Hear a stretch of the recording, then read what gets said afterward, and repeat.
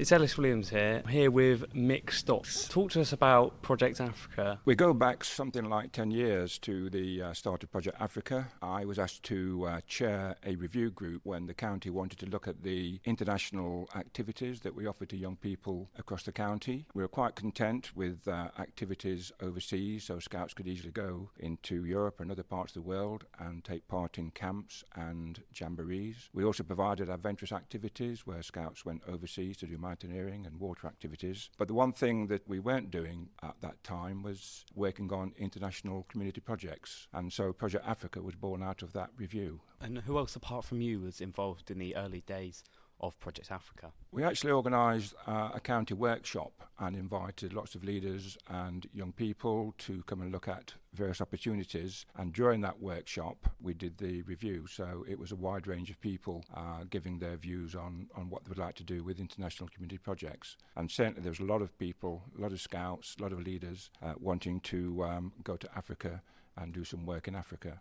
And in the first project in 2011, what were your goals and aims? I think there were two main goals. One of the important goals was that we wanted to make sure that the Scouts all over Berkshire, those too young to go to Africa, could actually be involved. So we wanted to organise a programme whereby young people could engage in what we were doing when we went out to Uganda. The first project in 2011 took place at a place called Bukeka, which was a primary school, and they wanted to start a chicken farm so that we provide chickens. They would be the chickens, they would lay eggs, the eggs could be sold in local markets, the money could be used to support the school. So that was a good opportunity to turn to Beaver Scouts and Cub Scouts and say, look, can you raise money to buy a chicken or a couple of chickens? And in the end we raised money to buy about 1,000 chickens. What were the challenges faced in going to Africa in 2011?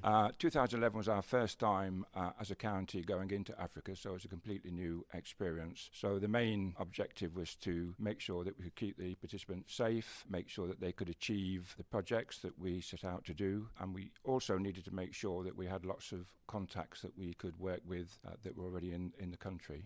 In 2011, did you feel like Project Africa would be the big thing it is now, or did you think it was just a one-off thing? We always hoped that it would take off and become a long-term project, but like many scouting activities, it's often the activity is very successful and then people move on to doing different activities.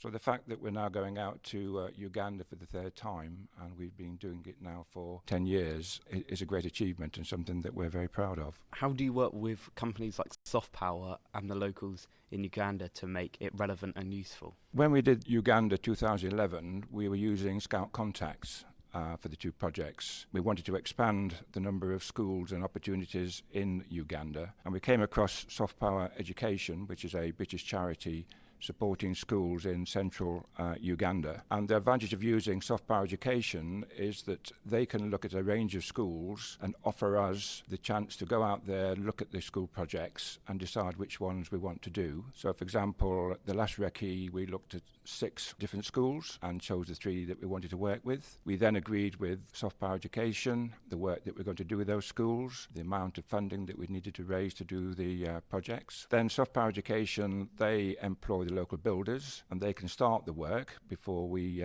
get out to Uganda, because the best way of doing the work is to get the work started. Otherwise you could spend 3 weeks just doing foundations. So we like to get building projects started, which Soft Power Education can do with their local builders. We then go along, work alongside the local builders, probably getting up to something like roof height, and then it's not particularly a good idea to have Scouts working at high levels and working at roof level, so that we return to the UK and the local builders continue with the project. So having Soft Power Education actually means the project is guaranteed in terms of it being started, fully funded and fully completed. The locals become engaged. Soft Power Education have to arrange meetings with the school governors, with the village elders to get their support, and when the Scouts and leaders are out there doing the projects, the elders and the locals really get interested in what we're doing and also like to talk to us and get to know us as visitors. So we have over the years made many friends and contact with lots of locals. I know you mentioned the recce's there. How did the planning of the trips go? Yeah, recce's are really important for projects such as Project Africa and visits to countries such as Uganda. So it's everything from checking out the travel arrangements. So when we go on the recce's, we make sure we take the same routes and the same companies that we're going to use for the Scouts. As I said before, we look at the projects and make a selection, but we also visit the local hospitals and local surgeries to make sure the medical provision is there. We look around the local markets to check out costings and what is available. The Scouts, when in Uganda, as well as doing the projects, they also take on some activities. So we go to the activity providers, so whitewater rafting, horse riding, safaris. So everything has to be checked out. We have to make sure that the companies are professionally run, operate good risk assessments, so we know that the Scouts are going to get a really good activity and be safe at the same time. How is the Project Africa team set up to support the participants like us, and the purpose of things like training camps that we've already been on? There's a small team, the Project Africa team, which is responsible for the overall programme, and for each expedition that goes out to Uganda, that's a new team of expedition leaders. 2015, there are 30 leaders supporting the 110 Scouts. Within that 30 leaders, there's a core team of 6 leaders, which is the expedition leader, and people looking after various things such as transport, programme, finance, and so on. So the organisation for the actual expedition is run by a separate team, with the Project Africa team effectively acting as a governance group and just making sure that the finance and the risks are taken care of in the planning. And what do you think the locals in Uganda think of the Project Africa and the legacy that is left behind? We've now worked at, or will have worked at, 7 schools after we return this summer. As well as the 7 schools, we've worked with the local Scouts in Ginger at the Scout site at Bowenda, and we've made some really good friends, and we continue to support even the earlier projects. So we still support the school that we worked at during 2011, and we supported the schools that we worked at in 2015.